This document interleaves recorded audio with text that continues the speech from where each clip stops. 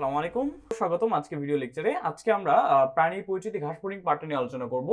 তো ঘাসফড়িং পার্টের আজকে যেটা আমি বলে আসলাম এমসিকিউ পার্টটা নিয়ে বেসিক্যালি আলোচনা করব, বোর্ড স্ট্যান্ডার্ড এমসিকিউ পার্টটুকু নিয়ে। দেন নেক্সট ক্লাসে আমরা ঘাসফড়িং এর সিকিউ নিয়ে আলোচনা করব, কেমন? তো এমসিকিউটা যদি আমরা দেখি, প্রথম এমসিকিউর দিকে আমরা যদি একটু যাই, তো দেখি প্রথম এমসিকিউটা হচ্ছে ঘাসফড়িং এর মাথার স্ক্লেরাইট কোনটা? ঘাসফড়িং এর মাথায় স্ক্লেরাইট কোনটা? কেমন? ঘাসফড়িং এর মাথায় স্ক্লেরাইট কোনটা? তো যারা এসএসসি 24 ব্যাচের আছো লাইভে, তোমরা ঝটপট আনসার দিয়ে ফেলো যে ঘাসফড়িং এর মাথার স্ক্লেরাইট কোনটা। ওকে, আচ্ছা, ঘাসফড়িং এর মাথার স্ক্লেরাইট কোনটা? এটা আনসার হচ্ছে ভার্টেক্স। ওকে, ঘাসফড়িং এর মাথার স্ক্লেরাইট কোনটা? এটা আনসার হচ্ছে ভার্টেক্স। দেখো স্ক্লেরাইট জিনিসটা কি? স্ক্লেরাইট জিনিসটা হচ্ছে দেখো ঘাসফড়িং এর প্রতিটি দেহখণ্ড। কেমন? আমরা জানি ঘাসফড়িং এ কি দেখা যায়? ঘাসফড়িং এর ক্ষেত্রে দেখা যায় হচ্ছে ঘাসফড়িং বা আর্থ্রোপোডা জাতীয় আর্থ্রোপোডা পর্বের প্রাণীদের ক্ষেত্রে দেহের ক্ষেত্রে কি দেখা যায়? দেহের ক্ষেত্রে সেগমেন্টেশন দেখা যায়, তাই না? সেগমেন্টেশন ঘাসফড়িং এর ক্ষেত্রে সেগমেন্টেশন বা খণ্ডকায়ন দেখা যায়। ওকে, ঘাসফড়িং এর ক্ষেত্রে দেখা যায় হচ্ছে সেগমেন্টেশন বা খণ্ডকায়ন। আচ্ছা, এই সেগমেন্টেশন বা খণ্ডকায়নের ক্ষেত্রে ঘাসফড়িং এর প্রত্যেকটা সেগমেন্টকে বলা হয়, ঘাসফড়িং এর প্রত্যেকটা সেগমেন্টকে বলা হয় হচ্ছে স্ক্লেরাইট। ঘাসফড়িং এর প্রত্যেকটা সেগমেন্টকে বলা হয় কি? প্রত্যেকটা সেগমেন্টকে আমরা বলবো হচ্ছে স্ক্লেরাইট। ওকে, এই ঘাসফড়িং এর প্রত্যেকটা সেগমেন্টকে বলা হবে হচ্ছে স্ক্লেরাইট। আচ্ছা, প্রত্যেকটা সেগমেন্টকে বলা হবে হচ্ছে স্ক্লেরাইট। তাহলে ঘাসফড়িং এর মাথার একটা সেগমেন্ট বা মাথার একটা খণ্ডকায়ন অর্থাৎ মাথার একটা স্ক্লেরাইট কোনটা? মাথার একটা স্ক্লেরাইট হচ্ছে ভার্টেক্স। আমরা জানি ঘাসফড়িং এর মাথা টোটাল হচ্ছে 6টা ভ্রূণীয় খণ্ডকে সমন্বয়ে গঠিত, তাই না? তোমরা যারা ইন্টারমিডিয়েটে বইটা পড়েছো তোমরা জানো যে ঘাসফড়িং এর মস্তক বা মাথা 6টা ভ্রূণীয় খণ্ডকে সমন্বয়ে গঠিত, তার মধ্যে একটা হচ্ছে ভার্টেক্স। তাছাড়া কি কি থাকে? ক্লাইপিয়াস, দেন থাকে হচ্ছে তোমার জোনা, এক্সেট্রা এক্সেট্রা। ওকে, যাই হোক, দ্বিতীয় নম্বর কোশ্চেনের দিকে যদি আমরা একটু যাই, যে ঘাসফড়িং এর রক্তের নাম কি? আসলে এটা একটু অন্যরকম কোশ্চেন হয়েছে যে ঘাসফড়িং এর রক্তের নাম কি। এটাকে আমরা এভাবে না বলে আমরা বলবো যে ঘাসফড়িং এর রক্তকে কি বলা হয়। কেমন? আসলে রক্তের কোনো নাম হয় না, বাট ঘাসফড়িং এর রক্তের ক্ষেত্রে আমরা একটি স্পেশাল টার্ম ইউজ করি। কেন ইউজ করি? দেখো ঘাসফড়িং এর রক্ত, হ্যাঁ, ঘাসফড়িং এর রক্ত যেহেতু কি আমাদের ঘাসফড়িং এর দেহগহ্বর উন্মুক্ত হয়, আর ঘাসফড়িং এর রক্ত যেহেতু ঘাসফড়িং এর দেহগহ্বর উন্মুক্ত হয়, দ্যাটস ওয়াই ঘাসফড়িং এর রক্ত তার দেহের লসিকার সাথে মিলিত হয়। ঘাসফড়িং এর রক্ত তার দেহের লসিকার সাথে মিলিত হয়। দ্যাটস ওয়াই ঘাসফড়িং এর রক্তের নাম হয়ে যায় হচ্ছে হিমোলিম্ফ। ঘাসফড়িং এর রক্তের নাম হয়ে যায় হচ্ছে হিমোলিম্ফ। কেন হিমোলিম্ফ হলো? কারণ আমরা জানি লসিকা ইংলিশ হচ্ছে কি? লসিকা কি বলা হয় ইংলিশে? ইংরেজিতে বলা হয় হচ্ছে লিম্ফ। কেমন? লসিকাকে ইংরেজিতে বলা হচ্ছে লিম্ফ। ওকে, যেহেতু ঘাসফড়িং এর রক্ত তার দেহগহ্বরে এসে হিমোলিম্ফের সাথে বা লসিকার সাথে মিলিত হয় বা লিম্ফের সাথে মিলিত হয়, দ্যাটস ওয়াই ঘাসফড়িং এর রক্তকে বলা হয় হচ্ছে হিমোলিম্ফ। আশা করি বুঝতে পেরেছি। আচ্ছা, পরবর্তী কোশ্চেনটা যদি একটু দেখি, কোন অংশটি ঘাসফড়িং এর পুষ্টিক নালী প্রোক্টোডিয়ামের অন্তর্ভুক্ত? দেখো প্রোক্টোডিয়াম, হ্যাঁ, প্রোক্টোডিয়ামের কথা বলছে। আচ্ছা, তো প্রোক্টোডিয়াম আসলে জিনিসটা কি? প্রোক্টোডিয়াম জিনিসটা হচ্ছে ঘাসফড়িং এর, আমরা জানি ঘাসফড়িং এর পুষ্টিক নালীকে, যদি আমি একটু পুষ্টিক নালীর কথা বলি, ঘাসফড়িং এর পুষ্টিক নালীকে হচ্ছে আমরা 3টে পার্টে ভাগ করতে পারি। কেমন? ঘাসফড়িং এর পুষ্টিক নালীকে আমরা 3টে পার্টে ভাগ করতে পারি। একটাকে বলবো হচ্ছে আমরা স্টোমোডিয়াম, একটাকে বলবো হচ্ছে স্টোমোডিয়াম। ঘাসফড়িং পুষ্টিক নালী একটা পার্ট হচ্ছে স্টোমোডিয়াম বা অগ্রপুষ্টিক নালী, স্টোমোডিয়াম বা অগ্রপুষ্টিক নালী। ঘাসফড়িং এর পুষ্টিক নালী প্রথম পার্টকে বলবো হচ্ছে আমরা স্টোমোডিয়াম বা অগ্রপুষ্টিক নালী, মাঝের পার্টকে বলবো হচ্ছে আমরা মেসেন্টেরন। মাঝের পার্টকে আমরা কি বলবো? মাঝের পার্টকে বলবো হচ্ছে মেসেন্টেরন। আর ঘাসফড়িং এর পুষ্টিক নালী পশ্চাৎ পার্টক অর্থাৎ সর্বশেষ পার্টকে বলবো আমরা হচ্ছে প্রোক্টোডিয়াম। সর্বশেষ পার্টকে কি বলবো? বলবো হচ্ছে প্রোক্টোডিয়াম বা পশ্চাৎ পুষ্টিক নালী। কেমন? প্রোক্টোডিয়াম বা পশ্চাৎ পুষ্টিক নালী। ওকে, তো কি বললাম আমি? তাহলে আরেকবার যদি রিভিউ করি, যে ঘাসফড়িং এর অগ্রপুষ্টিক নালীকে বলবো হচ্ছে আমরা স্টোমোডিয়াম, মধ্যপৌষ্টিক নালীকে বলবো হচ্ছে মেসেন্টেরন, আর পশ্চাৎপৌষ্টিক নালীকে বলবো হচ্ছে বা শেষ অংশটুকু পৌষ্টিক নালীর শেষ পার্টটুকুকে বলবো হচ্ছে প্রোক্টোডিয়াম। ওকে, তো তোমাকে কোশ্চেনে বলেছে কি যে ঘাসফড়িং এর পুষ্টি নালী প্রোক্টোডিয়ামের পার্ট কি কি, তাহলে প্রোক্টোডিয়ামের কি কি পার্ট এটা আমাকে জানতে হবে, তাই না? প্রোক্টোডিয়ামের কি কি পার্ট সেটা আমাকে জানতে হবে। আচ্ছা, প্রোক্টোডিয়ামের পার্ট হচ্ছে কি কি পার্ট থাকে প্রোক্টোডিয়ামে? থাকে হচ্ছে ইলিয়াম, কোলন এবং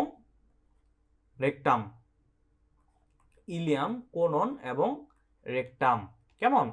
তো ঘাসফড়িং এর পশ্চাৎপৌষ্টিক নালী বা প্রোক্টোডিয়ামের পার্ট হচ্ছে ইলিয়াম, কোলন এবং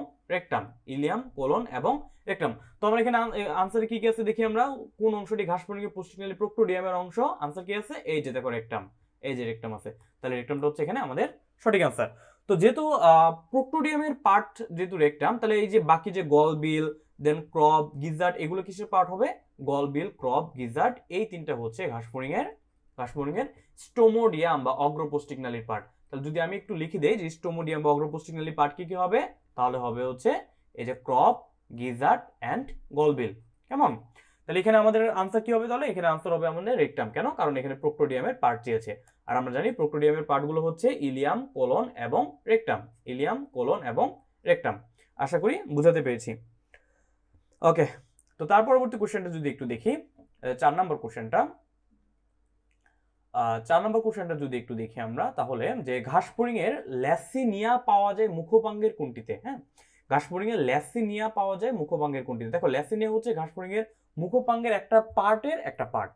ওকে, তো কোন পার্টে ল্যাসিনিয়া পাওয়া যায়? ল্যাসিনিয়া পাওয়া যায় হচ্ছে ঘাসফড়িং এর ম্যাক্সিলাতে। যদি আমি ফিগারটা দেখাইতে পারতাম তাহলে একটু ভালো হতো, বাট তোমরা বইয়ের ফিগারটা একটু অন করে দেখবা যে ঘাসফড়িং এর মুখোপাঙ্গের একটা পার্ট হচ্ছে ম্যাক্সিলার একটা পার্ট হচ্ছে ল্যাসিনিয়া। কেমন? ম্যাক্সিলার একটা পার্ট হচ্ছে ল্যাসিনিয়া। আশা করি বুঝাতে পেরেছি। 5 নম্বর কোশ্চেনটা যদি একটু দেখি, ঘাসফড়িং এর রেচন অঙ্গের নাম কি? দেখো, রেচন অঙ্গ কার? ঘাসফড়িং এর। তো এটা যদি আমরা একটু আগের কনসেপ্ট দিয়ে আনসার করার চেষ্টা করি, আমরা জানি কি ঘাসফড়িং হচ্ছে কোন পর্বের প্রাণী? ঘাসফড়িং হচ্ছে আর্থ্রোপোডা পর্বের প্রাণী, তাই না? আমরা যদি প্রিভিয়াস অধ্যায় অর্থাৎ প্রথম অধ্যায়ের কনসেপ্ট দিয়ে আনসার করার চেষ্টা করি, তাহলে ঘাসফড়িং হচ্ছে আর্থ্রোপোডা পর্বের একটা প্রাণী। আর আমরা জানি আর্থ্রোপোডা পর্বের প্রাণীদের রেচন অঙ্গের নাম হচ্ছে কি? আর্থ্রোপোডা পর্বের প্রাণীদের রেচন অঙ্গের নাম হচ্ছে মালপিজিয়ান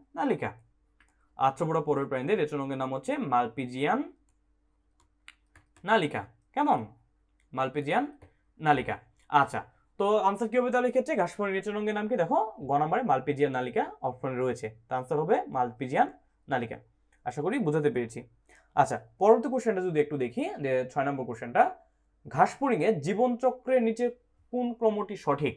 ঘাসফড়িং এর জীবনচক্রে নিচে কোন ক্রমটি সঠিক? আচ্ছা, তো ঘাসফড়িং এর জীবনচক্র নিয়ে একটু জানতে হবে। জীবনচক্র কি? যে একটা জীব জন্মের পর থেকে পূর্ণাঙ্গ অবস্থায় পৌঁছাইতে বা তার পরিপূর্ণ রূপে পৌঁছাইতে সে যে স্টেজগুলো পার করতেছে সেগুলোকে আমরা বলতেছি এক্ষেত্রে জীবনচক্র। তো জীবনচক্রের ক্ষেত্রে কোনটা সঠিক দেখি আমরা দেখি। প্রথম পার্টটা কি আছে? যে ডিমের পরে লার্ভার পরে ইমাগো। না, ডিমের পরে লার্ভার পরে হচ্ছে পিউপা, তারপরে হচ্ছে ইমাগো। হ্যাঁ, আচ্ছা, এটা ক্ষেত্রে রাইট নিতে পারতেছি না, কারণ ডিমের পর সরাসরি লার্ভা হলে লার্ভার পরে ইমাগো হচ্ছে না। আচ্ছা, ডিমের পরে লার্ভার পরে পিউপা, না, লার্ভার পরে ইমাগোর পরে হচ্ছে পিউপা। দেন ডিমের পরে নিম্ফ থেকে ইমাগো। হ্যাঁ, ডিমের পরে নিম্ফ থেকে ইমাগো। দেখো, আমরা জানি যে কোন একটা জীবের জীবনচক্র, স্পেশালি হচ্ছে পতঙ্গের জীবনচক্র 2 ধরনের হয়। কেমন? একটা হচ্ছে অসম্পূর্ণ জীবনচক্র, আর একটা হচ্ছে সম্পূর্ণ জীবনচক্র। অসম্পূর্ণ জীবনচক্র আর হচ্ছে সম্পূর্ণ, স্পেশালি পতঙ্গের ক্ষেত্রে। হ্যাঁ, এটা হচ্ছে সম্পূর্ণ জীবনচক্র। ওকে, সম্পূর্ণ জীবনচক্র। তো সম্পূর্ণ জীবনচক্রের ধাপ থাকে হচ্ছে 4টা, আর অসম্পূর্ণ জীবনচক্রের ধাপ থাকে হচ্ছে 3টা। আমরা জানি ঘাসফড়িং এর ক্ষেত্রে অসম্পূর্ণ জীবনচক্র বিদ্যমান, দ্যাটস ওয়াই ঘাসফড়িং এর ক্ষেত্রে কোনটা হবে? এই যে ক নাম্বারটা, ডিম থেকে নিম্ফ হবে, নিম্ফ থেকে পরবর্তীতে ইমাগো হবে বা পূর্ণাঙ্গ ঘাসফড়িং হবে। কেমন? আচ্ছা, পরবর্তী কোশ্চেনের দিকে যদি একটু যাই আমরা, 7 নম্বর কোশ্চেনটা, ঘাসফড়িং এর সুপার পজিশন দর্শনের ক্ষেত্রে কোনটি সঠিক? দেখো, সুপার পজিশন কি? সুপার পজিশন হচ্ছে ঘাসফড়িং একটি একটি কি দর্শন পদ্ধতি, অর্থাৎ চোখে দেখার একটা পদ্ধতি হচ্ছে সুপারপজিশন।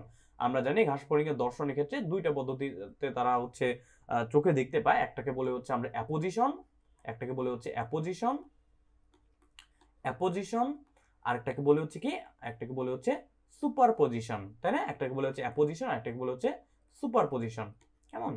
একটাকে বলে অ্যাপোজিশন, একটা ক্ষেত্রে বলে হচ্ছে সুপারপজিশন। ওকে, তো ঘাস ফড়িং এর ক্ষেত্রে সুপারপজিশন দর্শনে কোনটি ক্ষেত্রে কোনটি সঠিক? দেখো, অ্যাপোজিশন এবং সুপারপজিশন এই দুইটা দর্শন কৌশলের ক্ষেত্রে কিছু ক্রাইটেরিয়া থাকে। যেমন তোমার সুপারপজিশনের ক্ষেত্রে কি হয়, যদি আমরা একটু দেখার চেষ্টা করি যে সুপারপজিশনের ক্ষেত্রে তোমার, সরি, আমরা যদি প্রথমে সুপারপজিশনের ক্ষেত্রে যদি দেখি, এটা হচ্ছে আমাদের কখন হবে? সুপারপজিশন হবে হচ্ছে যখন আলোটা থাকবে কম, অর্থাৎ স্তিমিত আলোতে। কখন হবে? স্তিমিত আলোতে, স্তিমিত আলোতে হবে। এবং এক্ষেত্রে কি হবে বলতো? স্তিমিত আলোতে হবে। এবং এক্ষেত্রে কেমন আলোকরশ্মি ব্যবহৃত হবে? অবশ্যই যেহেতু স্তিমিত আলো, আলোর উজ্জ্বলতা কম, তার মানে আলোকরশ্মি হচ্ছে কেমন? আলোকরশ্মি হচ্ছে তির্যক। তাহলে স্তিমিত আলোতে হবে এবং তির্যক আলোকরশ্মি ব্যবহৃত হবে। কেমন? তির্যক আলোকরশ্মি ব্যবহৃত হবে। আর তির্যক আলোকরশ্মি ব্যবহৃত হলে তাহলে হচ্ছে কি বেশি পরিমাণের আলো ঘাস ফড়িংয়ের র্যাবডোম দিয়ে অতিক্রম করতে হবে। তো ঘাস ফড়িংয়ের র্যাবডোম দিয়ে যদি বেশি পরিমাণকে আলোকে তুমি অতিক্রান্ত করতে চাও, তাহলে র্যাবডোমের যে আইরিশ সংযোগ আবরণী আছে সেটাকে শর্ট করে ফেলতে হবে। তাহলে হচ্ছে তোমার র্যাবডোমের ভিতর দিয়ে অধিক পরিমাণে আলো প্রবেশ করতে পারবে। তাহলে তখন কি হবে? তখন হবে আরো আইরিশ সংযোগ আবরণীটা সংকুচিত হবে। কি হবে?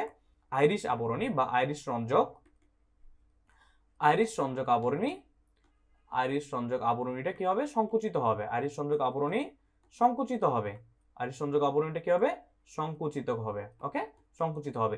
এই তিনটে হচ্ছে বেসিক্যালি হচ্ছে আমাদের সুপারপজিশন প্রতিবিম্ব, অর্থাৎ ঘাস ফড়িংয়ের যে দুইটা দর্শন কৌশল, অ্যাপোজিশন আর সুপারপজিশন, তারপর সুপারপজিশনের কন্ডিশন। ওকে, তো দেখি এখানে আনসার কি আছে? সুস্পষ্ট প্রতিবিম্ব গঠিত হবে না, অস্পষ্ট প্রতিবিম্ব গঠিত হবে, খন্ড খন্ড প্রতিবিম্ব না, আইরিশ সংযোগ আবরণী সংকুচিত হয়ে যায়। ঘ নম্বরটা হচ্ছে সঠিক আনসার। কেমন? আইরিশ সংযোগ আবরণী সংকুচিত হবে ঘাস ফড়িং এর সুপারপজিশন দর্শনের ক্ষেত্রে।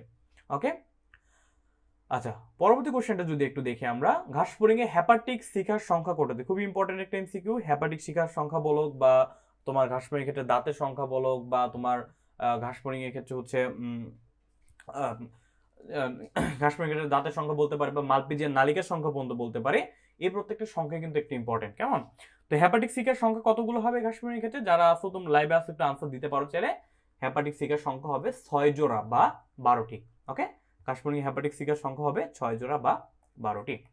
আচ্ছা, পরবর্তী, নিচে কোনটি গ্রাসহপারের মস্তিষ্কের বহিঃকঙ্কালের অংশ? আচ্ছা, ঘাস ফড়িং এর মস্তিষ্কের বহিঃকঙ্কালের কিছু অংশ নিয়ে আমরা একটা প্রিভিয়াস কোশ্চেন আলোচনা করে এসেছি। তার মধ্যে ঘাস ফড়িং এর এই যে নিচের অপশনগুলোর ভিতরে কোনটা আনসার হচ্ছে ফ্রন্স। কেন? কারণ আমরা জানি ঘাস ফড়িং এর তোমার মস্তকের বহিঃকঙ্কালের যে অংশগুলো আছে তার মধ্যে একটা হচ্ছে ফ্রন্স। তাছাড়া কি কি থাকে বলতো ফ্রন্সের পাশাপাশি?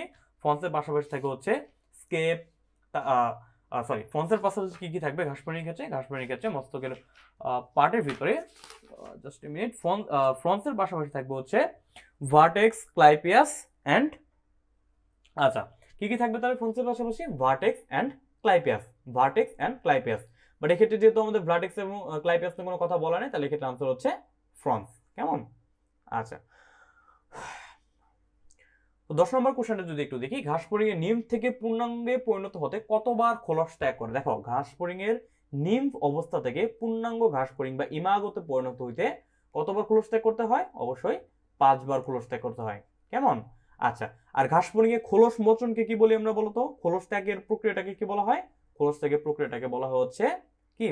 মোল্টিং, তাই না? খোলস ত্যাগের প্রক্রিয়াটাকে বলা হয় হচ্ছে মোল্টিং। আর এই যে মোল্টিং নিয়ন্ত্রণ করে একটা হরমোন, সেই হরমোনটার নাম কি বলতে পারবা? যারা এসএসসি 24 লাইভে যারা আছো, মোল্টিংটা নিয়ন্ত্রণ করে কে? একটা হরমোন নিয়ন্ত্রণ করে মোল্টিংটা। এই হরমোনের নাম কি কেউ বলতে পারবা?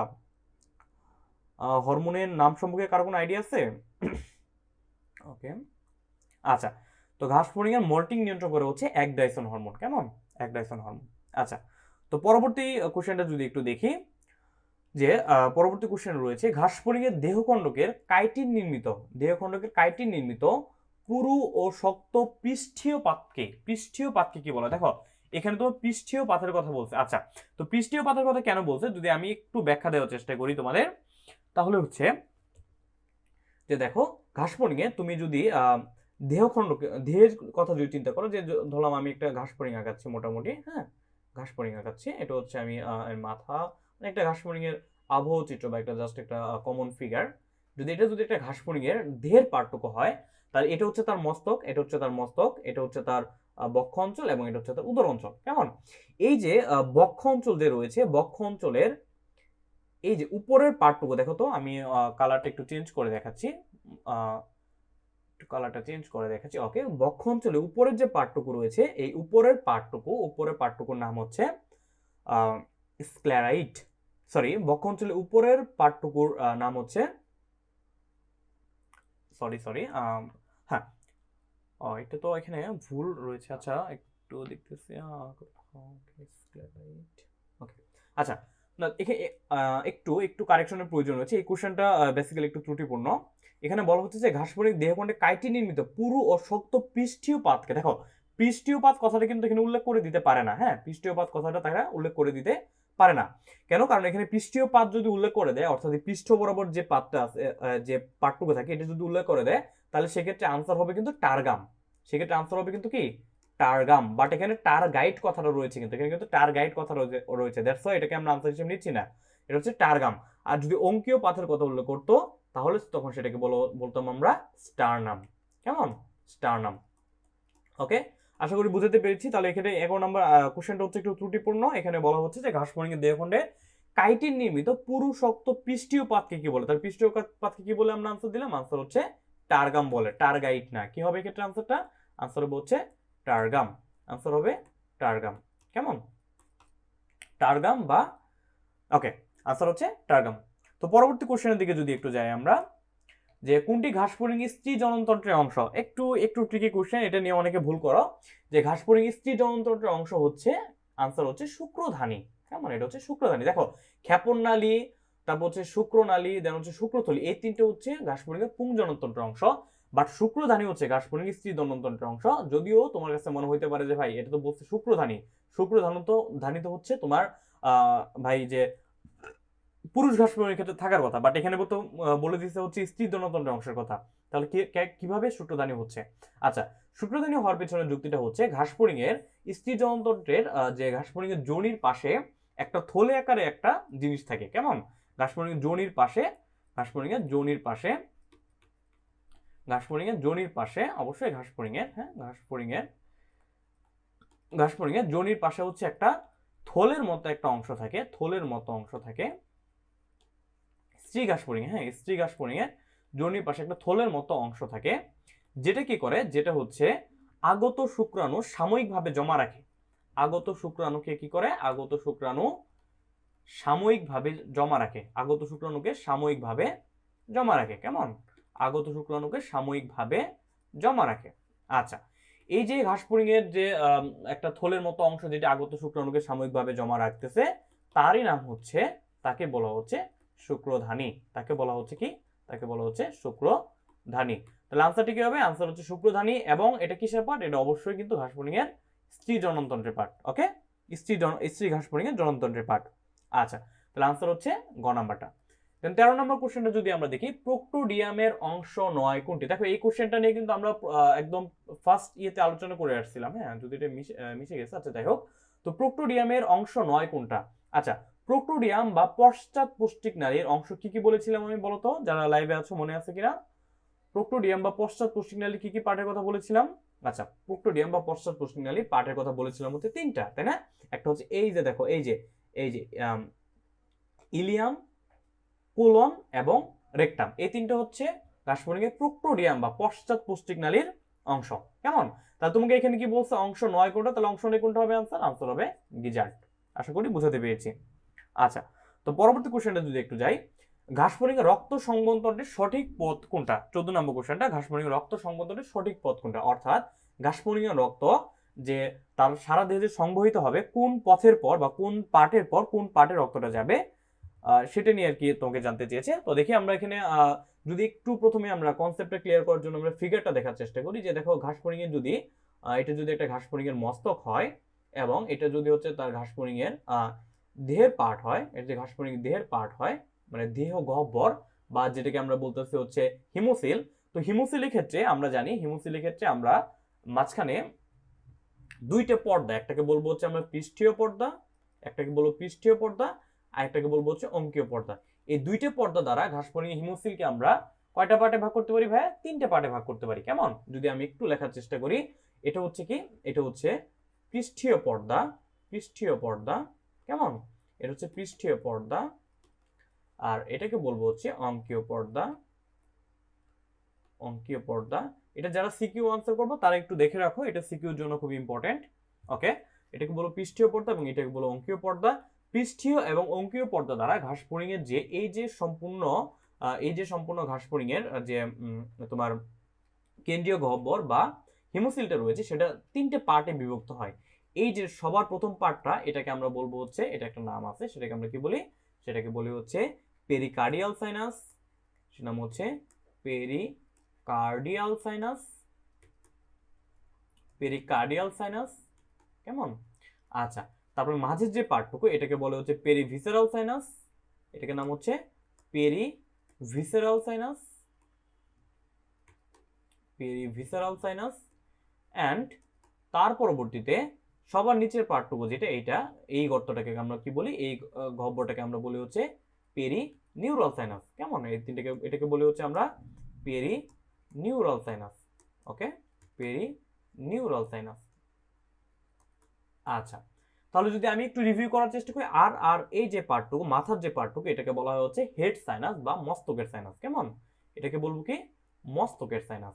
আচ্ছা, তো কি কি বললাম আমি একটু এটা রিভিউ করি আগে, তারপর হচ্ছে আমরা বাকিটুকু বলতেছি। দেখো কি বললাম, যে এটা যদি একটা এই যে সম্পূর্ণ যে ফিগারটা লাল কালার দিয়ে চিহ্নিত অংশটা যদি একটা ঘাসফড়িং এর, আচ্ছা আমি আমার এটা মনে একটু দেখতে সমস্যা হচ্ছে, আমি একটু সরিয়ে দিচ্ছি। ওকে,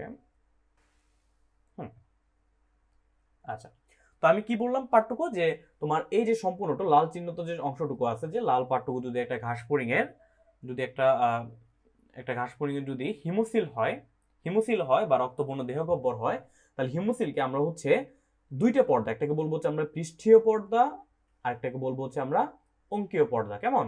এই পৃষ্ঠীয় পর্দা এবং অঙ্কীয় পর্দা দ্বারা ঘাসফড়িং এর এই যে দেহগহ্বরকে আমরা 3টে পার্টে ভাগ করতে পারি বা 3টে কম্পার্টমেন্টে ভাগ করতে পারি। ওকে, সবার উপরেটাকে বলবো হচ্ছে আমরা পেরিকার্ডিয়াল সাইনাস, সবার উপরেটাকে বলবো হচ্ছে পেরিকার্ডিয়াল সাইনাস, তারপরেটাকে বলবো হচ্ছে পেরিভিসেরাল সাইনাস, মাঝেরটাকে বলবো হচ্ছে পেরিভিসেরাল সাইনাস, আর সবার নিচেরটা অর্থাৎ এই পার্টটুকু এটাকে বলবো হচ্ছে আমরা পেরিনিউরাল সাইনাস। ওকে, এটা হচ্ছে ঘাসফড়িং এর এই যে হিমোসিলের 3টা সাবডিভিশন। আচ্ছা, পরবর্তীতে আর সামনে থাকবে হচ্ছে কি? সামনে থাকবে হচ্ছে মস্তকের সাইনাস। তাহলে কি হবে? ঘাসফড়িং এর রক্তটা তো এই সাইনাসগুলোর ভিতর দিয়ে প্রবাহিত হবে। তাহলে এই প্রবাহের গতিপথটা কেমন হবে এটা এখন আমরা দেখব। তো প্রবাহের গতিপথটা হবে এমন, দেখো প্রথমে রক্তটা যাবে হচ্ছে, দেখো আমি হচ্ছে লাল কালি দিয়ে সরি আমি কালো কালি দিয়ে দেখাচ্ছি। দেখো প্রথমে রক্তটা এই যে তোমার যদি আমরা শুরু করি হচ্ছে, দেখো প্রথমে যাবে হচ্ছে আমাদের এই যে এটাকে বলবো হচ্ছে আমরা পেরিকার্ডিয়াল সাইনাস, তাই না? এই যে আমি একটু প্রথমে একটু নাম্বারিং করি, 1 নাম্বার যেটা, এটাকে বলবো আমরা পেরিকার্ডিয়াল সাইনাস। তো পেরিকার্ডিয়াল সাইনাস থেকে রক্তটা আস্তে আস্তে যাবে হচ্ছে কোথায়? রক্তটা আস্তে আস্তে যাবে হচ্ছে মস্তকের সাইনাসে। কেমন? তাহলে পেরিকার্ডিয়াল সাইনাস থেকে রক্তটা যাবে হচ্ছে মস্তকের সাইনাসে, তাহলে মস্তকের সাইনাসকে আমরা 2 দিলাম। মস্তকের সাইনাস থেকে রক্তটা কোথায় আসবে? রক্তটা আসবে হচ্ছে এই যে এখানে, এখানে কি এটা কি? এটা হচ্ছে পেরিনিউরাল সাইনাস। তাহলে পেরিনিউরাল সাইনাসকে দিলাম হচ্ছে 3। পেরিনিউরাল সাইনাস থেকে পরবর্তীতে রক্তটা সামনের দিকে যাবে কোথায়? পেরিভিসেরাল সাইনাসে। পেরিভিসেরাল সাইনাসকে দিলাম 4। পেরিভিসেরাল সাইনাস থেকে আবার যাবে হচ্ছে পেরিকার্ডিয়াল সাইনাসে। অর্থাৎ প্রথমে রক্তটা যদি আমরা চিন্তা করি যে পেরিকার্ডিয়াল সাইনাস, যেহেতু পেরিকার্ডিয়াল সাইনাস, তাহলে এখানে কি থাকবে? ঘাসফড়িং এর হৃদযন্ত্র থাকবে, তাই না? আচ্ছা, তো ঘাসফড়িং হৃদযন্ত্র যদি পেরিকার্ডিয়াল সাইনাসে থাকে, তাহলে পেরিকার্ডিয়াল সাইনাস থেকে রক্তটা যাবে হচ্ছে মস্তকের সাইনাসে। মস্তকের সাইনাস থেকে রক্তটা যাবে হচ্ছে পেরিভিসেরাল সাইনাসে, সরি মস্তকের সাইনাস থেকে রক্তটা যাবে হচ্ছে পেরিনিউরাল, অর্থাৎ সবার নিচেরটাতে। পেরিনিউরাল সাইনাস থেকে রক্তটা যাবে হচ্ছে পেরিভিসেরাল সাইনাস, সেখান থেকে যাবে হচ্ছে আবার পেরিকার্ডিয়াল সাইনাস। এইভাবে ঘাসফড়িং রক্ত তার সারা দেহে কি করবে? সারা দেহে মুভ করবে। আচ্ছা, তো আমরা যদি এখন অপশনের সাথে মেলানোর চেষ্টা করি, যে অপশনে 14 নম্বর কোশ্চেন অপশনে কি কি আছে, যদি আমরা একটু দেখার চেষ্টা করি, দেখো যে প্রথম অপশনটা দেখি মস্তকের সাইনাস। আচ্ছা বুঝলাম, মস্তকের সাইনাস, তারপরে কোথায় গেছে? পেরিনিউরাল। হ্যাঁ ঠিক আছে, মস্তকের সাইনাসের পরে, এই যে মস্তকের সাইনাসের পরে রক্তটা অবশ্যই কোথায় যাবে? এই প্রথমে, এই দেখো এটা ভালো করে বোঝা যাচ্ছে না? 2 নম্বর থেকে আমাদের 3 নম্বরের দিকে যাচ্ছে। কেমন? 2 নম্বর থেকে 3 নম্বরের দিকে যাচ্ছে, তাহলে মস্তকের সাইনাস থেকে যাবে হচ্ছে পেরিনিউরাল সাইনাস। Okay right. তার পরবর্তীতে কি বলা আছে? তারপর পেরিভিসেরাল সাইনাস, দেখি পেরিভিসেরাল সাইনাস আছে কিনা। হ্যাঁ, এই যে 3 থেকে পরবর্তীতে 4 নম্বরে যাচ্ছে, তাই না? 4 নম্বরে যাচ্ছে। আর 4 নম্বরটা কি? 4 নম্বরটা হচ্ছে আমাদের পেরিভিসেরাল সাইনাস, পেরিভিসেরাল সাইনাস এর 4 নাম্বারটা হচ্ছে কি পেরিভিসেরাল সাইনাস। তাহলে পেরিভিসেরাল সাইনাসে যাচ্ছে, তার মানে ঠিক আছে। পেরিভিসেরাল সাইনাসের পরে যাবে কোথায় রক্তটা, এই যে তীর চিহ্ন দিয়ে বোঝানো আছে সেটা কোথায় যাবে, আবার পেরিকার্ডিয়াল সাইনাসে যাবে, তাই না? দেখো তো পেরিভিসেরাল সাইনাসের পরে এই যে আমাদের অপশনের সাথে মিলে গেছে, তাহলে আমাদের 1 নাম্বারটা কিন্তু অপশনের সাথে মিলে গেছে, দ্যাটস আমাদের বাকিগুলো চেক করার প্রয়োজন নেই। তাহলে आंसर হচ্ছে কি ক, অর্থাৎ রক্তটা প্রথমে মস্তকের সাইনাস থেকে যাবে, তারপর যাবে হচ্ছে পেরিনিউরাল সাইনাস, তারপর যাবে হচ্ছে পেরিভিসেরাল সাইনাস এন্ড দেন যাবে হচ্ছে পেরিকার্ডিয়াল সাইনাস। ওকে, এইভাবে ঘাসফড়িংয়ের রক্তটা সারা দেহে সংবাহিত হবে। আশা করি বুঝাতে পেরেছি, কেমন? আচ্ছা, তো পরবর্তী কোশ্চেনে যদি আমরা একটু যাই, পরবর্তী কোশ্চেনটা যদি আমরা একটু দেখার চেষ্টা করি, যে 15 নম্বর কোশ্চেনটা, তো 15 নম্বর কোশ্চেনে কি রয়েছে, তো 15 নম্বর কোশ্চেনে বলেছে যে ঘাসফড়িংয়ের বক্ষ অঞ্চলে কত জোড়া শ্বাসরন্ধ্র থাকে। একটু ট্রিকি কোশ্চেন, অনেকে এটা ভুল করে থাকো, খুবই সহজ যদিও, বাট তারপর অনেকে এটা ভুল করে ফেলো। দেখো ঘাসফড়িংয়ের বক্ষ অঞ্চলে কত জোড়া শ্বাসরন্ধ্র রয়েছে। আচ্ছা, বক্ষ অঞ্চলে আমি আগে আনসারটা দিয়ে নিই, বক্ষ অঞ্চলে 2 জোড়া শ্বাসরন্ধ্র রয়েছে। ওকে, তাহলে বক্ষ অঞ্চলে 2 জোড়া আছে, তাহলে ভাই বাকি আমরা জানি কি ঘাসফড়িং টোটাল শ্বাসরন্ধ্র কত জোড়া, টোটাল শ্বাসরন্ধ্র হচ্ছে ঘাসফড়িং এর 10 জোড়া। কেমন? টোটাল হচ্ছে 10 জোড়া, ঘাসফড়িং এর টোটাল হচ্ছে 10 জোড়া। তার মধ্যে আমরা কি পাইলাম, তার মধ্যে আমরা পাইলাম হচ্ছে বক্ষ অঞ্চলে থাকবে কয় জোড়া, বক্ষ অঞ্চলে থাকবে হচ্ছে ঘাসফড়িং এর, বক্ষ অঞ্চলে থাকবে হচ্ছে 2 জোড়া, বক্ষ অঞ্চলে থাকবে হচ্ছে 2 জোড়া, এবং উদর অঞ্চলে থাকবে কয় জোড়া, উদর অঞ্চলে থাকবে হচ্ছে বাকি 8 জোড়া। ওকে, আশা করি বুঝতে পেরেছি। তাহলে তোমাকে কি বলছে, ঘাসফড়িং এর বক্ষ অঞ্চলে কয় জোড়া শ্বাসরন্ধ্র থাকে, কয় জোড়া, আনসার হবে 2 জোড়া। তোমাকে যদি বক্ষ অঞ্চল না বলে যদি কি বলতো, যদি উদর বলে দিত তাহলে কি হইতো, যদি উদর বলে দিত তাহলে কি হইতো, অবশ্যই আনসার হইতো হচ্ছে 8 জোড়া। ওকে, আশা করি বুঝতে পেরেছি।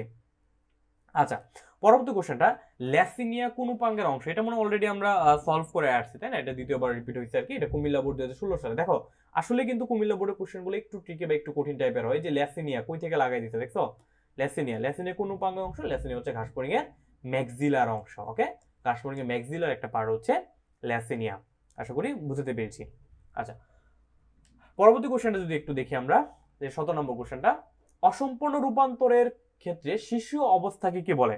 দেখো তো, অসম্পূর্ণ রূপান্তরের ক্ষেত্রে ঘাসফড়িং শিশু অবস্থায় কি বলে, শিশু অবস্থাকে বলা হয় হচ্ছে নিম্ফ। কেমন? অসম্পূর্ণ রূপান্তরের ক্ষেত্রে ঘাসফড়িং শিশু অবস্থায় কি বলা হয়, নিম্ফ বলা হয়। এটা কুমিল্লা বোর্ড 2016 এর কোশ্চেন। পরবর্তীটা 18 নম্বরটা দেখি, ম্যাক্সিলারি পাল্পের কাজ কি। ম্যাক্সিলারি পাল্প, দেখো পাল্প কথাটা কোনো কিছুর সাথে তোমরা রিলেট করতে পারতেছো, পাল্প। আচ্ছা, ম্যাক্সিলারি পাল্পের কাজ কি, ম্যাক্সিলারি পাল্পের কাজ দেখি আমরা কি কি আছে এখানে, রেচনে সাহায্য করে না, মেজনে সাহায্য করে না, খাদ্যের স্বাদ গ্রহণে সাহায্য করে, হ্যাঁ খাদ্যের স্বাদ গ্রহণে সাহায্য করবে। কেন করবে? কারণ যেখানে তুমি পাল্প কথাটা পাবা, পাল্প মিন্স যেখানে পাল্প পাবা সেখানে কি বুঝবা, সেখানে কি পাবো, সেখানে হচ্ছে সংবেদী কোষ থাকবে। কেমন? সংবেদী কোষ থাকবে, যেখানে পাল্প পাবা সেখানে কি থাকবে, সংবেদী কোষ থাকবে। ওকে, সংবেদী কোষ থাকবে। তাহলে সংবেদী কোষের কাজ কি, সংবেদী কোষের কাজ হচ্ছে সংবেদ গ্রহণ করা। তাহলে সে কিসের সংবেদ গ্রহণ করবে, সে হচ্ছে খাদ্যের সংবেদ গ্রহণ করবে, অর্থাৎ খাদ্যের স্বাদ গ্রহণ করবে। কেমন? তাহলে আনসার হচ্ছে খ নাম্বারটা। ওকে, পরবর্তী কোশ্চেনটা যদি আমরা দেখি 19 নম্বর কোশ্চেনটা, কোনটি ঘাসফড়িং এর স্পাইরাকলকে পরিবেষ্টিত করে। দেখো স্পাইরাকল মানে কি বলতো, স্পাইরাকল মানে হচ্ছে শ্বাসরন্ধ্র। কেমন? স্পাইরাকল মানে হচ্ছে শ্বাসরন্ধ্র। তো ঘাসফড়িং এর স্পাইরাকল বা শ্বাসরন্ধ্রকে পরিবেষ্টিত করে রাখে কে, পরিবেষ্টিত করে রাখে হচ্ছে পেরিট্রিম নামে একটা পর্দা।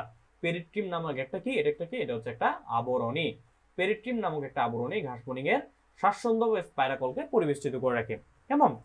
আচ্ছা, 20 নম্বর কোশ্চেনটা যদি আমরা দেখি, কোনটি রূপান্তরের সঠিক ধাপ। 20 নম্বর কোশ্চেনটা কোনটি রূপান্তরের সঠিক ধাপ। দেখো তো, আমরা এই কোশ্চেনটা অলরেডি সলভ করে আসছি কিনা, যারা লাইভে ছিল প্রথম থেকে একটু জানাও তো আমাকে, আনসার দাও তো এটা কি হবে।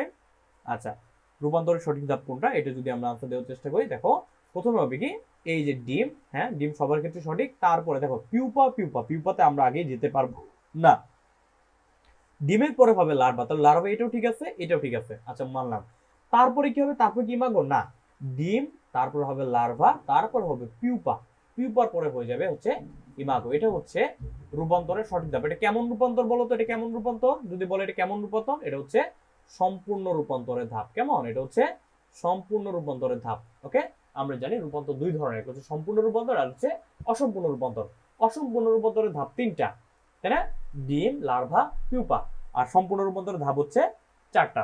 ওকে, আচ্ছা, পরবর্তী কোশ্চেনটা যদি একটু দেখি, ঘাসফড়িং এর উদরে কতটি খণ্ডক থাকে। খুবই সহজ একটা কোশ্চেন, এর চেয়ে সহজ কোশ্চেন আসলে হতে পারে না।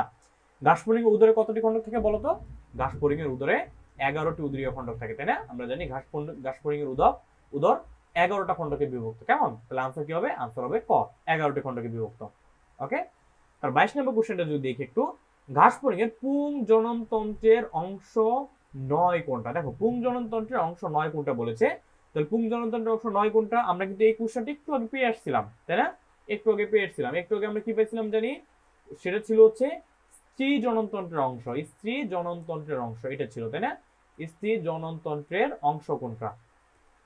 স্ত্রী জননতন্ত্রের অংশ কোনটা? এটা ছিল হচ্ছে প্রিভিয়াস কোশ্চেন। কেমন? আর এখানে কি আছে? এখানে বলছে হচ্ছে কোনটি পুং জননতন্ত্রের অংশ নয়। Same question, answer same, answer হচ্ছে শুক্রধানী। কেন শুক্রধানী আনসার? এটা আমি প্রিভিয়াস কোশ্চেন আলোচনা করে আসছি, দ্যাটস ওয়াই এখানে আর আলোচনা করছি না। ওকে, আচ্ছা পরবর্তী কোশ্চেনটা যদি আমরা একটু দেখি, 23 নম্বর কোশ্চেনটা, ঘাসফড়িং ক্ষেত্রে নিচে কোনটি সঠিক নয়? ঘাসফড়িং ক্ষেত্রে নিচে কোনটি সঠিক নয়? একটু কোশ্চেনটা পড়ি। যৌন দ্বিরূপতা বিদ্যমান না, এটা হচ্ছে সঠিক নয় বলতে, দেখো সঠিক নয়, এটা কিন্তু অবশ্যই তোমার মাথায় রাখতে হবে। আচ্ছা, যৌন দ্বিরূপতা বিদ্যমান এটা সঠিক কিনা? হ্যাঁ, যৌন দ্বিরূপতা বিদ্যমান এটা সঠিক, বাট তোমার বলছে যেহেতু সঠিক নয় তাহলে এটাকে আনসার হিসেবে নিতে পারতেছি না। তারপর দেখো তো রূপান্তর অসম্পূর্ণ, রূপান্তর কি অসম্পূর্ণ ঘাসফড়িং এর ক্ষেত্রে? ঘাসফড়িং এর রূপান্তর অসম্পূর্ণ, এটা হচ্ছে সঠিক। কারণ আমরা জানি ঘাসফড়িং এর রূপান্তর হয় ঘাসফড়িং এর ক্ষেত্রে নিচে কোনটি সঠিক নয়? আচ্ছা, ডিম সেন্ট্রোলেসিটাল এটাও সঠিক, ডিম সেন্ট্রোলেসিটাল এটাও হচ্ছে সঠিক, তাহলে এটা আমরা আনসার নিতে পারতেছি না। শরৎকালে ডিম দেয় এটাও সঠিক, তাহলে এটা আমরা আনসার নিতে পারতেছি না। তাহলে দেখো তো ঘাসফড়িং রূপান্তর অসম্পূর্ণ, রূপান্তর কি অসম্পূর্ণ? ঘাসফড়িং এর সম্পূর্ণ রূপান্তর ঘটে, তাই না? তাই এটা হচ্ছে আমাদের সঠিক আনসার। 23 নম্বর আনসার কি? গ নাম্বারটা হচ্ছে 23 নম্বরের ক্ষেত্রে সঠিক আনসার। আচ্ছা,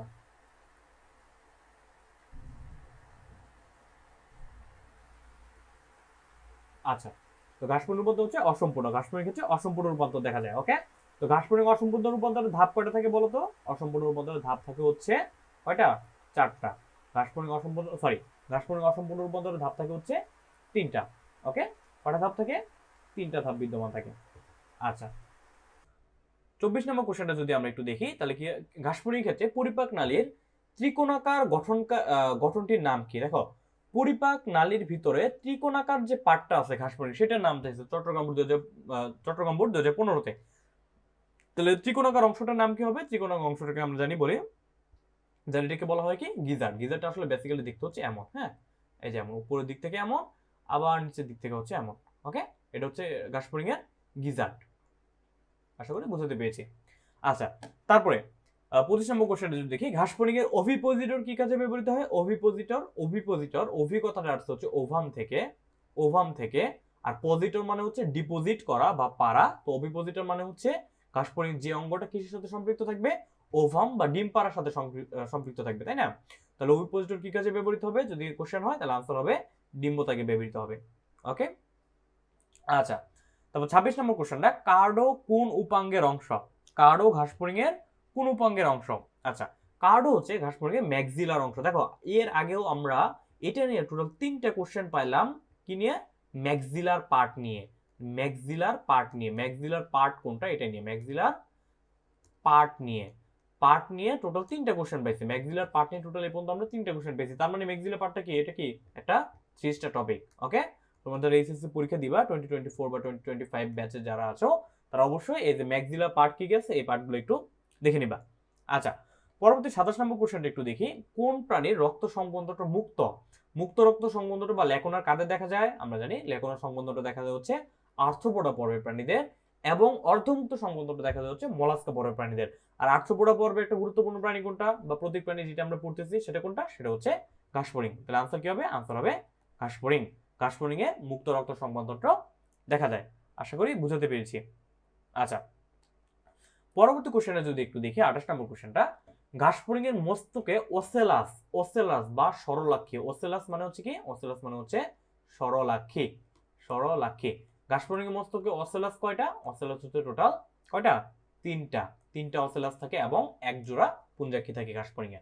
আচ্ছা, তারপর 29 নম্বর কোশ্চেনটা যদি একটু দেখি, ঘাসফড়িং এর পায়ের গঠনের সঠিক ক্রম কোনটা? ঘাসফড়িং এর পায়ের গঠনের সঠিক ক্রম কোনটা? পায়ের গঠনের ক্ষেত্রে থাকে, প্রথমে থাকবে হচ্ছে একটা ত্রিকোণাকার কক্সা। আসলে চিত্রটা একটু আঁকানো কঠিন, তো আমি হচ্ছে আনসারটা হচ্ছে খ নাম্বারটা। প্রথম থাকবে হচ্ছে কক্সা, তারপর হচ্ছে ট্রেকান্টর, তারপর থাকবে হচ্ছে বড় ফিমার টিবিয়া এন্ড টার্সাস। দেখো ঘাসফড়িং কিন্তু কি আছে, এটা কি টার্সাস, এটা কিন্তু টার্সাস, এটা কিন্তু কি না, এটা কিন্তু কি না টার্সাল না, তাই না? এটা কিন্তু টার্সাল না, এটা কিন্তু টার্সাল না, অবশ্যই কি টার্সাস থাকবে ঘাসফড়িং ক্ষেত্রে। আচ্ছা এখন বলো তো তাহলে টার্সাল কাদের থাকবে, টার্সাল কাদের থাকবে ঘাসফড়িং এর, সরি ঘাসফড়িং এর থাকবে হচ্ছে টার্সাস, তাহলে টার্সাল কাদের থাকবে, টার্সাল থাকবে হচ্ছে মানুষের ক্ষেত্রে। কেমন? টার্সাল থাকবে হচ্ছে মানুষের। ওকে, আচ্ছা পরবর্তীতে 30 নম্বর কোশ্চেনটা যদি একটু দেখি, পেরিট্রিম আবরণ কিসের অংশ? ঘাসফড়িং এর পেরিট্রিম আবরণ কিসের অংশ?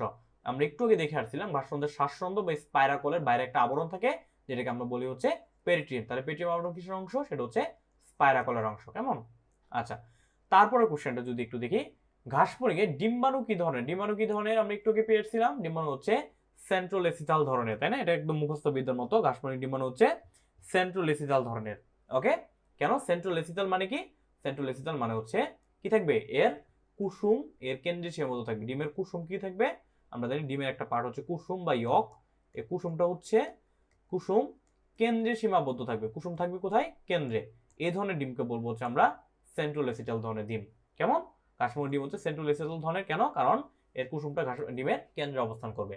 আচ্ছা তারপরে 32 নম্বর কোশ্চেনটা যদি একটু দেখি, ঘাসফড়িং এর প্রতি দেহ খণ্ডকে শক্ত আবরণকে কি বলে? দেহ খণ্ডকে শক্ত আবরণকে কি বলে? এটা অলরেডি আমরা পেয়ে আসছি, কি বলে? সেটা বলে হচ্ছে স্ক্লেরাইট। প্রত্যেকটা শক্ত আবরণকে বলা হচ্ছে স্ক্লেরাইট। যদি তোমাকে পরবর্তী কোশ্চেন যদি এটা করে যে স্ক্লেরাইট যুক্ত থাকে কি দিয়ে, যদি আমি তোমাকে কোশ্চেনটা করি, তবে আনসারটা তুমি একটু দেওয়ার চেষ্টা করো যে স্ক্লেরাইট স্ক্লেরাইট কি দিয়ে যুক্ত থাকে? কেমন? স্ক্লেরাইট কি দিয়ে যুক্ত থাকে বলো তো, যারা লাইভে আছো এসএসসি 24 বা 25 ব্যাচের, স্ক্লেরাইট কি দিয়ে যুক্ত থাকে? স্ক্লেরাইট কি দিয়ে যুক্ত থাকে? ওকে, বলো তো স্ক্লেরাইট কি দিয়ে যুক্ত থাকে? আচ্ছা স্ক্লেরাইট যুক্ত থাকে হচ্ছে সুচার জয়েন্টের মাধ্যমে। কিসের মাধ্যমে? সুচার সন্ধির মাধ্যমে। ওকে, সুচার সন্ধির মাধ্যমে যুক্ত থাকে হচ্ছে স্ক্লেরাইট। স্ক্লেরাইট যুক্ত থাকে কিসের মাধ্যমে? সুচার সন্ধির মাধ্যমে। ওকে, আচ্ছা পরবর্তী কোশ্চেনটা যদি আমরা দেখি, টিনিডিয়া ঘাসফড়িং এর কোন তন্ত্রে পাওয়া যায়? দেখো টিনিডিয়া ঘাসফড়িং এর কোন তন্ত্রে পাবো বলো তো? টিনিডিয়া জিনিসটা কি আগে এটা বুঝো তো। আচ্ছা টিনিডিয়া জিনিসটা হচ্ছে ঘাসফড়িং এর ট্রাকিয়ার ভিতরে, ঘাসফড়িং এর ট্রাকিয়ার ভিতরে, ট্রাকিয়া বা শ্বাসনালীর ভিতরে, ট্রাকিয়া বা শ্বাসনালীর ভিতরে একটা মোটা ব্যান্ড থাকে। হ্যাঁ, ব্যান্ড মানে হচ্ছে এক ধরনের মোটা কি থাকে, মোটা মাসেলের আবরণ থাকে, পেশির আবরণ থাকে বা পেশির একটা বলয় থাকে, যেটাকে বলে হচ্ছে আমরা টিনিডিয়া। তা টিনিডিয়া কিসের অংশ? ট্রাকিয়ার অংশ। ট্রাকিয়া আবার কিসের অংশ? ট্রাকিয়া হচ্ছে ঘাসফড়িং এর শ্বসন তন্ত্রের অংশ। ওকে, তাহলে আনসার হচ্ছে কি? আনসার হচ্ছে 33। তো আরেকটা কোশ্চেন হতে পারে যে টিনিডিয়ার কাজ কি? টিনিডিয়ার কাজ কি? টিনিডিয়ার কাজ হচ্ছে এই টিনিডিয়া থাকার কারণে ঘাসফড়িং এর ট্রাকিয়া কি হয় না, ট্রাকিয়া কখনো চুপসে যায় না, ট্রাকিয়া কখনো চুপসে যায় না। কিসের কারণে? ঘাসফড়িং এর টিনিডিয়া থাকার কারণে। কেমন? আচ্ছা পরবর্তী কোশ্চেনটা যদি আমরা দেখি, এখন দেখো আমাদের মোটামুটি জ্ঞানমূলক কোশ্চেনগুলো আমরা সলভ করে ফেলেছি, এখন আমরা বহুপদী সমতা সূচক কোশ্চেনগুলোতে যাব।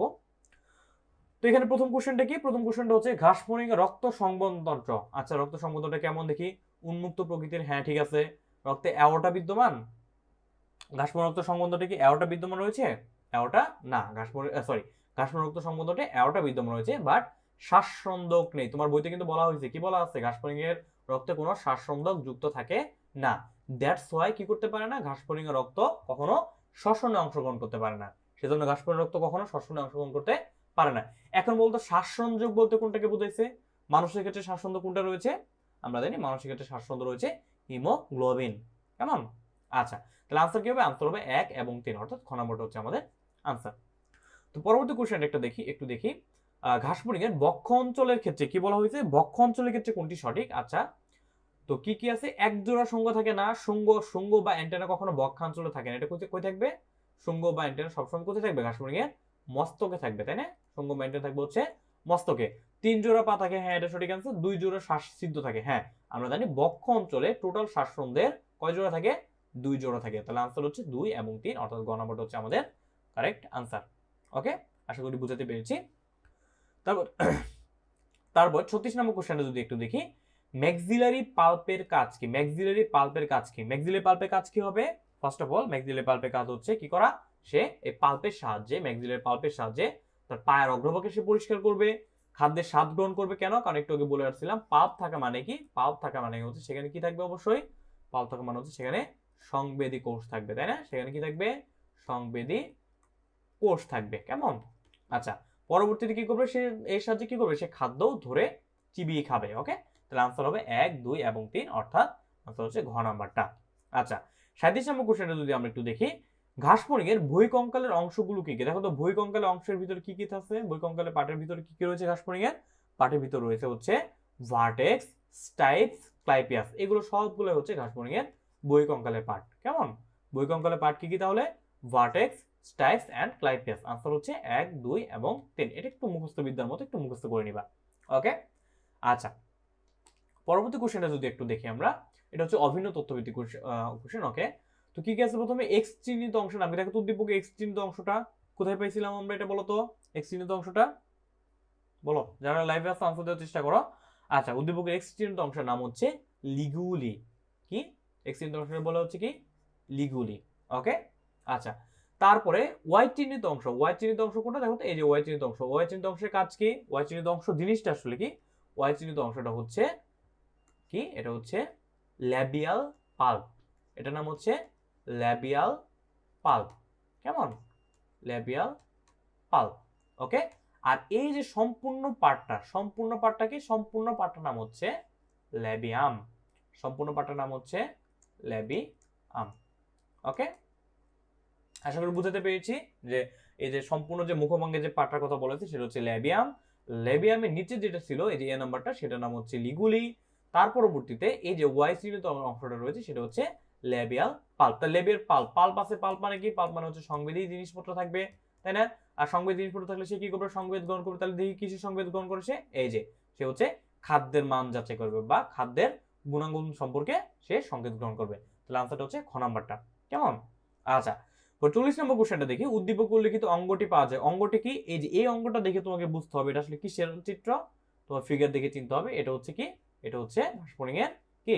মালপিজিয়ান নালিকা বা রেচন অঙ্গ। ঘাসফড়িং এর রেচন অঙ্গের নাম কি?